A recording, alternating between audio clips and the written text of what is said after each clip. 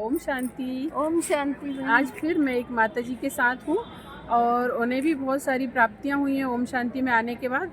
तो मैंने सोचा कि मैं उनसे अनुभव सुनती हूँ, उनके जो सत्य अनुभव हैं वो सुनाएंगी।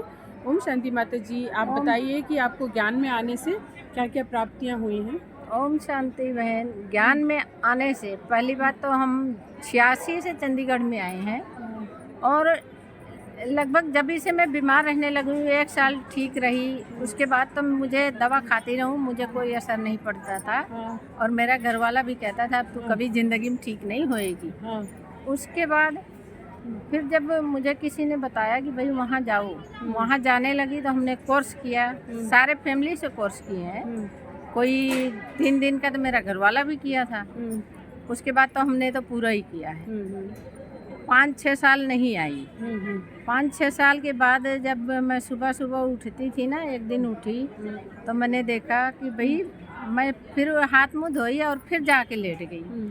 भाई फिर मैंने देखा कि ब्रह्मा बाबा कमल आसन पे नीचे सामने बैठा हुआ है। फिर मैं इधर से उठी और उधर लेट गई। फिर मैं देख रही हूँ कि ब्रह्मा बाबा फिर नीचे बैठा हुआ है। फिर मैं उठी, फिर बाबा गए। फिर मैं दूसरी साइड को लेट गई। फिर मैं देख रही हूँ कि ब्रह्मा बाबा दूसरी साइड तीसरी साइड बैठा हुआ है। फिर मैं उठ गई। अच्छा। हाँ, और बाबा को मिलने से मुझे वो प्राप्तियाँ हैं कि मैं बता नहीं सकती कि कितनी है, क्योंकि मुझे दवा नहीं असर करती थी। पर बाबा के पास जाने से मुझे एक एक बीमारियाँ ख़त्म होती जा रही।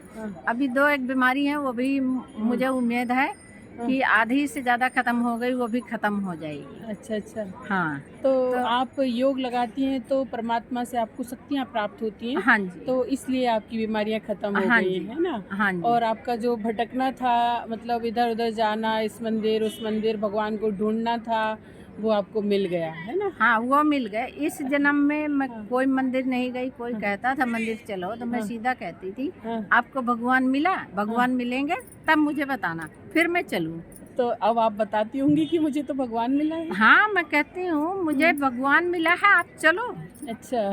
फिर कहते हैं भाई अभी तो मुझे बहुत काम है, काम करके फिर आऊँ। तो चलो अच्छा रहा, आपको तो भगवान मिल गया। हाँ, तो ये बड़ी खुशी की बात है। तो मैं कहती हूँ कि आप सभी लोग ब्रह्मा कुमारी में आकर के देखें, यहाँ पे सही में भगवान मिलता है। और शिव परमात्मा को हम बाबा बोलते हैं प्यार से, जैसे पिताजी का नाम नहीं लेते उसी तरह से हम भी शिव परमात्मा को बाबा बोलते हैं। तो फिर मिलेंगे किसी बहन या भाई के साथ। अच्छा अच्छा, आपको और सुनाना। हाँ हाँ, सुनाइए सुनाइए। अब मैं घर गई ना, तो मैं देवर की लड़की का हाथ के बनाया खाती थी।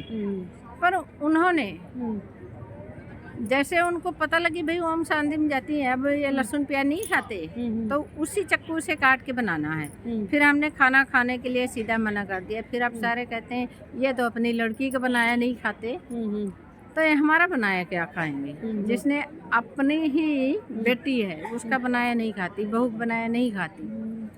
अब मुझे जो है बाबा मिल गया है, तो हमें इससे ज़्यादा खुशी मैं बना के तो खिला सकती हूँ, पर खा नहीं सकती हूँ किसी का।